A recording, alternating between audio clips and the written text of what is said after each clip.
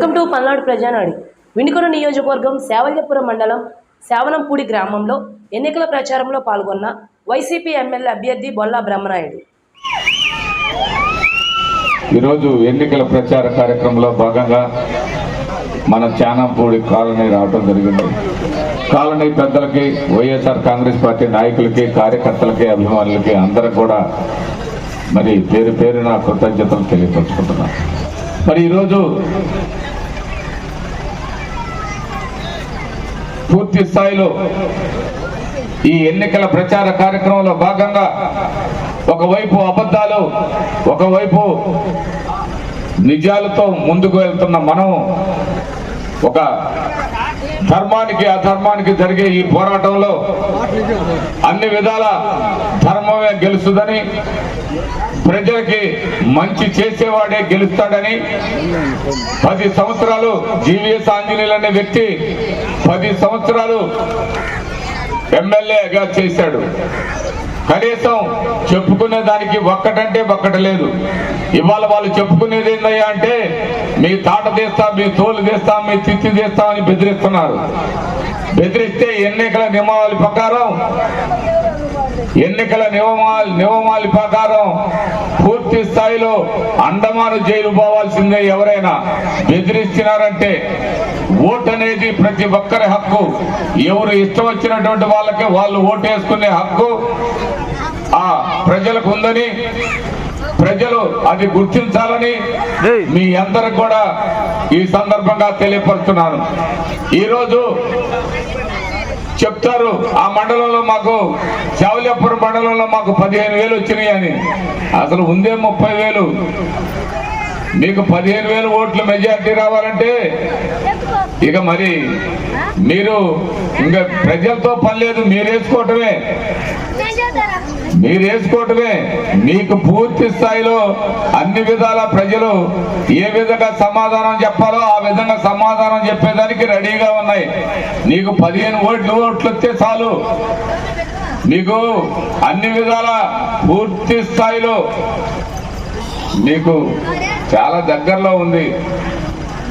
మీరు మీ అంతటా మీరే ఓట్లు వేసుకునే స్థాయికి ఎదుగుతున్నారంటే మీ దుర్మార్గం ఎంతవరకు సాధ్యపడిందో ప్రజలు తెలుసుకుంటారు. ప్రజల ఆలోచన, ప్రజల అభిప్రాయం, ప్రజలతో అన్ని విధాల ముందుకెళ్తున్న ప్రభుత్వం వైఎస్ఆర్ కాంగ్రెస్ ప్రభుత్వం. ఎస్సీ, ఎస్టీ, బీసీ, మైనార్టీల ప్రభుత్వం ఈనాడు కొనసాగుతుంది. ఇవాళ ఒక ఎస్సీకి డిప్యూటీ సీఎం ఇచ్చిన ఘనత జగన్మోహన్ రెడ్డి గారికి. మరి అదేవిధంగా ఇవాళ బీజేపీ మతతత్వ పార్టీ అని మీరే చెప్పారు. ఇదే చంద్రబాబు నాయుడు మతతత్వ పార్టీ, భారతదేశానికి బీజేపీ పెద్ద దెయ్యం అని చెప్పాడు. ఈ భారతదేశానికి దెయ్యమైన అటువంటి మోడీ గారు మరి ఈరోజు దేవుడు ఎలా అయ్యాడని అడుగుతూ ఉన్నాం. ఈరోజు దేవుడు అయ్యాడని చెప్తున్నారు. ఏ విధంగా దేవుడు అయ్యాడో మీరు ఒకసారి తెలియపరచాలని ఈ సందర్భంగా తెలియపరుస్తున్నాం. మరి ఈరోజు మీ రాజకీయ స్వార్థ ప్రయోజనాల కోసం బీజేపీ బలపరిచిన అభ్యర్థి జీవీఎస్ ఆంజనేయులు అని చెప్పారు. మరి బీజేపీ బలపరిచిన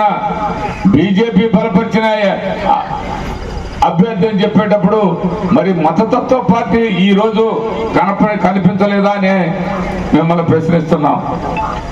అదే కాదు, మీరు మీ ఆలోచన పూర్తి స్థాయిలో మీ ఆలోచనలు మార్చుకోండి, మీ విధానాలు మార్చుకోండి. ప్రజల ఓట్లు వేయాలా, ఎవరికి ఓట్లు వేసినా ప్రజల్ని ఓట్లు వేసుకోవాలని, మేము ప్రజల ఓట్లు కూడా మేమే వేస్తామనే ఆలోచన తప్పని ఈ సందర్భంగా తెలియపరుస్తున్నాను. ఇంకోటి చెప్పాలి మీకు, మీరు శాప సంఖలో పెట్టుకునేది బ్రహ్మనాయుడు కాదు. మీరు మంచం కంచం మొత్తం కూడా సంఖలో పెట్టుకొని పోయే రోజు దగ్గరలో ఉందని మీ అందరికీ సందర్భంగా తెలియపరుస్తున్నాం. గెలిచేది మేము 40,000 ఓట్ల మెజార్టీతో గెలుస్తున్నాం. ప్రభుత్వం మాది. మేము అన్ని విధాల ప్రజల ఆశీస్సులతో, దేవుడు ఆశీస్సులతో వైఎస్ఆర్ కాంగ్రెస్ పార్టీ అధికారంలోకి వస్తుందన్న సంగతి పూర్తిగా ఈ రాష్ట్రానికి కాదు, భారతదేశానికి కాదు, ప్రపంచ దేశాలన్నీ కూడా తెలుసు.